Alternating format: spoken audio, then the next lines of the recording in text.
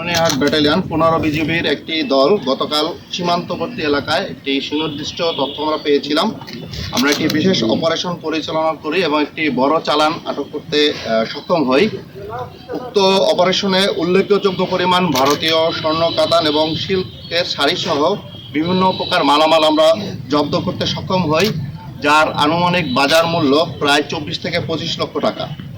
আমরা ধারণা করছি যে আসন্ন ঈদকে কেন্দ্র করে শুল্ক ফাঁকি দিয়ে এই চোরাচালান এই ব্যবস্থাটি অব্যাহত থাকছে। তো সেটা যাতে না থাকে সে ব্যাপারে আমরা জিরো টলারেন্স নীতি অনুসরণ করছি। আমি স্পষ্টভাবে বলতে চাচ্ছি, সীমান্ত সুরক্ষা, চোরাচালান দমন, মানব পাচার প্রতিরোধে বিজিবি সবসময় আপোষহীন। চোরাচালান মুক্ত বাংলাদেশ গড়ার লক্ষ্যে আমরা সর্বদা সতর্ক এবং দৃঢ় প্রতিজ্ঞাবদ্ধ। ধন্যবাদ।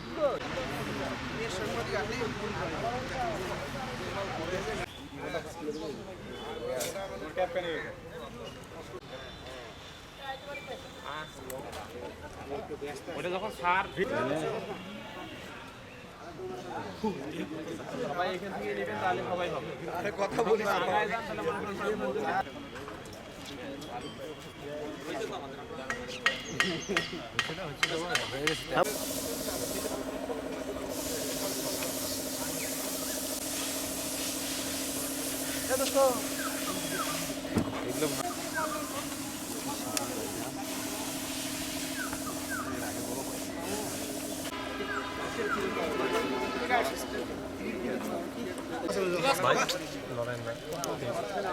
তোমার অস্ত্রটা দুলাল ছাড়ে দিও, টেনশন নিস না, ভালো করে নে।